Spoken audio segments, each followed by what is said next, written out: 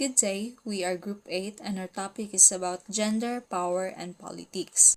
I am Anne-Marie Apusaga and I'm going to discuss our main topic, which is the gender, power, and politics.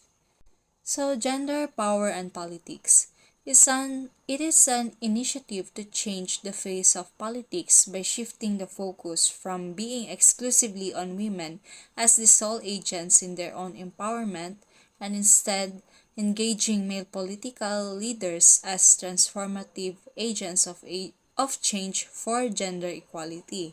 So, in this gender, power, and politics, this is trying to shift the focus that ang mga women will not only be the sole agent for their own empowerment, but this is trying to engage the male political leaders to be the transformative agents para sa pagsulong sa gender equality. Then, women and politics face both formal and informal barriers to their participation. When we say formal barrier, this is defined as those that are publicly accepted convention. And informal barrier are the subtle unspoken rules and traditions present in the mindset of employees and corporation. So, for example, in this case, in politics, it's that there is an idea that women are more emotional, they are more empathetic, and there is this idea that they cannot aside their emotions from work. And most of women take care of children. Then comparing to men who works on politics, they they have we have this idea that they are rational thinkers, then they don't really have children to take care of. So this is giving the idea that men are performing better at work than women because men can set aside their emotions from work and they don't really have someone to take care before going to work. So in many societies, it is still a case that power, especially political power, is associated with men and masculinity. So this means that there is still patriarchy system in many societies, and especially in politics, that men are still leading it. So such patriarchal gender norms have led to the continued marginalization of women from political life as well as their exclusion from organizations that are engaged in democratic politics. So because of this patriarchy system that is being continued until now, there is still marginalization of women from political life. So most of the women cannot take part and engage in politics and organizational activities. But to date, many democracy and governance programs to increase women's political participation and leadership have focused on building the individual capacity of women, responding to their rights and stated needs and demands. So, in this generation, there is now democracy and there are programs in government that focuses on building the individual capacity of women that so that they can also lead and they can also take part in political activities and they can participate and engage in it. So other programs have focused on targeted interventions to increase women's political participation and leadership, and to advance gender equality issues in the policies and processes of political issues such as civil society organizations, electoral management bodies, political parties, and elected bodies. So there are programs now that women can take part in they can take part and participate in organizations and activities in politics. But yet, despite this, women are still prevented from demonstrating their abilities as leaders by the inequitable allocation of power in all our societies and an antiquated belief that politics is men's work. So, despite that, women can now raise their opinions, give their thoughts, can despite that women can voice out, and women can despite that women can vote in this generation, there's still this idea that politics is for men's work only. So that would be all for my part.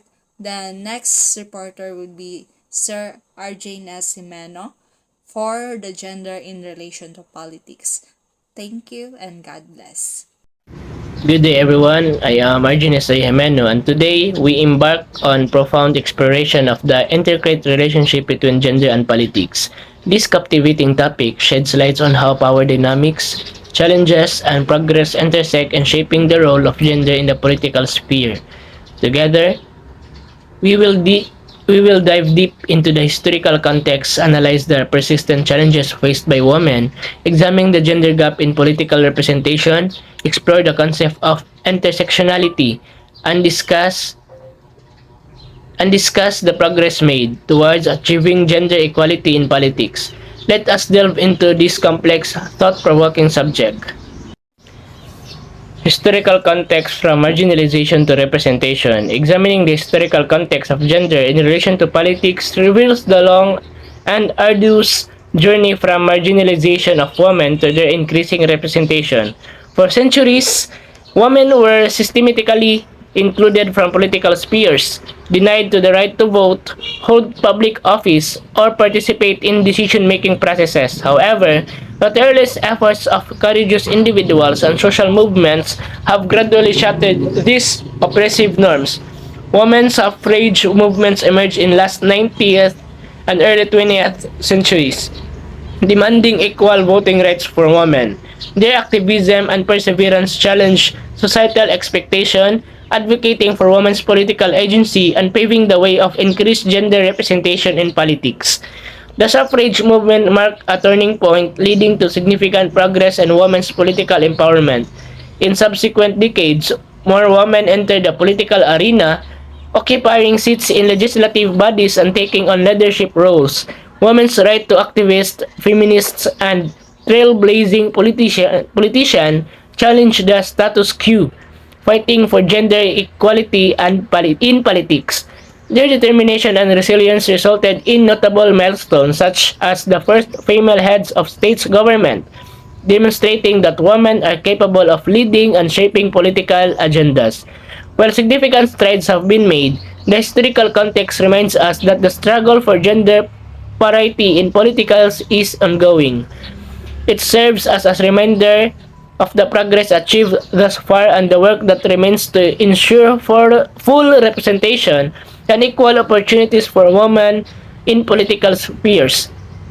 Recognizing and celebrating the historical efforts of those who fought for women's rights fuels the continued pursuit of gender equality, inspiring future generations to persist in the fight for more inclusive and representative political landscape.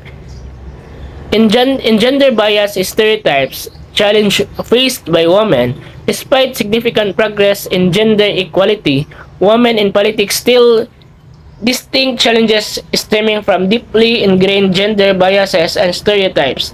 These biases often manifest as double standards, where women's appearance, emotion, and qualification are subjected to heightened scrutiny compared to men. Female politicians may face criticism and scrutiny of their physical appearance or fashion choices, diverting attention way away from qualification and policy proposals. Stereotypes that paint women as overly emotional and lacking in leadership abilities persist, undermining their credibility and hindering their access to positions of power. These biases and stereotypes not only affect women's individual experience but also shape broader perception and expectation in the political sphere. Women may face skepticism or prejudice regarding their competence in traditionally male-dominated areas such as defense or economics. Overcoming gender bias and challenging stereotypes require both individual and systematic change, encouraging more diverse and inclusively political environments, promoting fair media representation, and providing training and mentorship opportunities can help mitigate of gender bias stereotypes, fostering a more level playing field of women in politics. The gender gap in political representation, a significant challenge in achieving gender equality in politics, is persistent gender gap in political representation. Despite comprising roughly half of the global population, women are significantly underrepresented in political position. This gap becomes particularly pronounced at higher levels of leadership, such as heads of states or government. Structural barriers, cultural norms, and systematic biases contribute to this disparity. Women often face limited access to resources, including financial support and networks that are essential for political campaigns. The burden of caregiving responsibilities, traditional gender roles, and societal expectation can also impact women's ability to pursue and sustain political careers. Addressing the gap in political representation requires concerted efforts to dismantle these barriers and create a more inclusive political landscape. This includes implementing policies that promote gender balanced candidate lists, establishing quotas or affirmative action measures, and addressing the underlying social norms that perpetuate gender disparities, encouraging women's political participation and leadership from early age, providing mentorship and support networks, and ensuring equitable access to political opportunities are essential steps toward closing gender gap in political representation and creating a more representative and responsive democracy. Intersectionality and amplifying diverse voices. Understanding gender in relation to politics is necessitates recognizing the concept of intersectionality, which highlights how gender intersects with other aspects of identity such as race, ethnicity, class, and sexuality. Intersectionality recognizes that women's experiences and challenges are not uniform but shaped by the combination of various social identities. Women from different backgrounds face intersecting form of discrimination and must navigate unique barriers to political participation. Women of color, for instance, face compounded biases due to both gender and racial ethnic identity requiring specific attention and support. Amplifying diverse voices and experiences in political is crucial for building a more inclusive and representative democracy. Recognizing the intersecting identities and addressing the specific challenges faced by different groups of women involves creating inclusive spaces that prioritize equity and representation.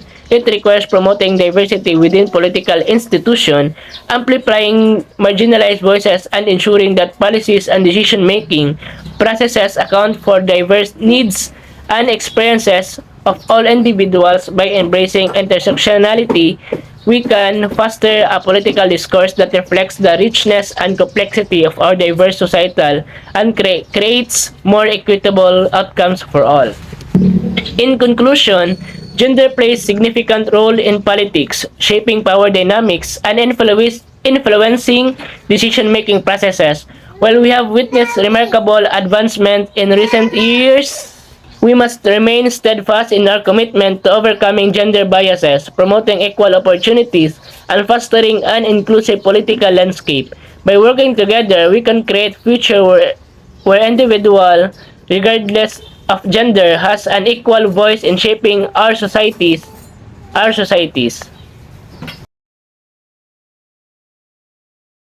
Good day, everyone. I am Jed Michael Dukinlay, and today we will tackle or discuss about the relation between the power and politics. In order for us to know the relation between the power and politics, let's have first the definition of power. Power is defined as the capacity of a person, team, or organization to influence others. It means that power is ruled under the supervision of one person, voted or appointed. Power also is used as means for achieving goals. It accompanied a certain use or appointed a person to have an outcomes or outgrow of an organization. Power also is used to gain lateral and upward influence to have an outcomes that helps an organization to use this power. Power also has different types. We have the legitimate power, reward power, information power, referent power, coercive power, and expert power. And later on we will tackle each one by one. First, we have legitimate power and reward power. Legitimate power are based on position or formal authority. It is given to the people who is uh, who earns the power of an organization. Next is the reward power. Reward power is the power to give pay, raises, promotion, praise, interesting projects, and other rewards to the subordinates. This type of power is given to those people who excel and who did the most better things in a company or organization, and this power could be the reward power. Next would be the coercive power. It is a power to give or withhold punishment, such as suspension, termination, or even the withholding of praising goodwill. This position or this power can be seen through, in our term, would be the boss, no, or the owner of the company. Another type of power is information power. This power that comes from access to and control over information. This power is given to those people who are publicly inform everyone and all of his subordinates. Next type of power is the referent. This type of power arises from one's personality or physical or another abilities which induce others to believe in and follow that person. This is a type of power that matters on the person's ability and personalities. This would be the expert power. Expert power based on knowledge or information. So it simply says that uh, this power is given to those people who are knowledgeable enough and or capable of doing something in a very extraordinary way. And those are all different types of power in organization. And now let's talk about politics. Politics in the Philippines is a very issued and crucial thing because there are rumors around the corner that it says that politics is like this and like that. But then now we will dig into that. What is politics and what is all about and what it is scope. No. So as one that give you the information about politics, I want you to bear with me and listen attentively to the following uh, lessons that I will be tackled and discussed so that we can just vote an information from this so that we can be more effectively powerful and individuals about the politics and its power. And now let's dig into politics. According to the sources, politics is power in action. So it simply say that politics is used to make things uh, hand in hand. It also organizational politics involves intentional acts of influence to enhance or protect the self-interest of individuals.